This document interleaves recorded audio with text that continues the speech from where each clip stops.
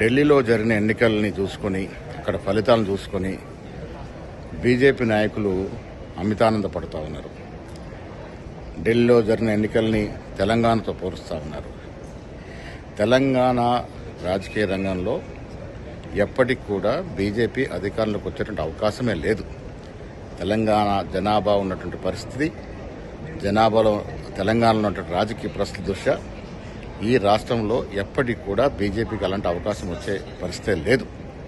తెలంగాణలో కాంగ్రెస్ పార్టీ ఇస్తున్నటువంటి 6 గ్యారంటీలు, రైతు బంధు, రుణమాఫీ, ఇందిరమ్మ ఇల్లు, రేషన్ కార్డులు ఇవన్నీ కూడా ప్రజల గుండెల్లో ఇవాళ నానుతున్నటువంటి సందర్భాలు.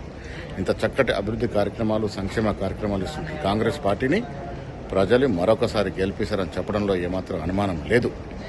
బీజేపీ నాయకులు కంటున్నట్లు పగటి కలలుగానే మిగిలిపోయే అవకాశం ఉంది.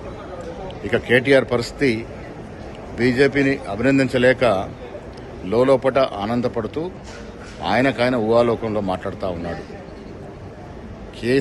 కేటీఆర్ శకం ఈ రాష్ట్రంలో ముగిసింది. కాంగ్రెస్ పార్టీ ఇస్తున్నటువంటి సంక్షేమ అభివృద్ధి ఫలాలు వచ్చే ఎన్నికల్లో కూడా మళ్లీ కాంగ్రెస్ పార్టీని అధికారంలోకి తీసుకొస్తాయి. ఇదే మాదిరిగా దేశవ్యాప్తంగా కూడా రాను రోజుల్లో కాంగ్రెస్ పార్టీ పుంజుకుంటుందని చెప్పడానికి ఏమాత్రం అతిశయోక్తి కాదు. రాష్ట్రంలో ఉన్నటువంటి పరిస్థితులు, ఢిల్లీలో ఉన్నటువంటి పరిస్థితులు వేరు. దక్షిణ భారతంలో కర్ణాటక కానీ తెలంగాణని కాంగ్రెస్ పార్టీని ఆదరించినారు, భవిష్యత్తులో ఆదరిస్తారు.